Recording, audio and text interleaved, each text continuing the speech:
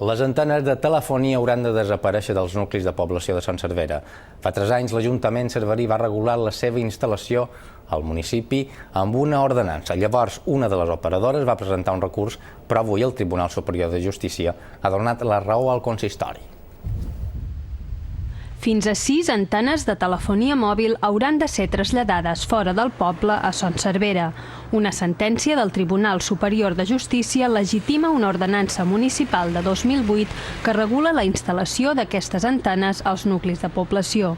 La majoria d'aquestes antenes se varen col·locar sense permís i segurament moltes d'aquestes hauran de cercar una zona a 500 metres de qualsevol tipus de població, dels xascos de població, per canviar-se. Xerrarem amb ells i mirarem ara què fem amb aquest tema. L'ordenança es va aprovar fa 3 anys a causa de les queixes dels veïnats dels nuclis de Cala Millor i Cala Bona, sobretot per la proximitat d'alguna d'aquestes instal·lacions a centres escolars.